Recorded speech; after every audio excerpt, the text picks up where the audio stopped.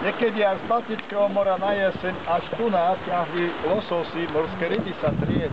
Tu si rybári kladli ojem v tej diere, preto je taká očadená čierna.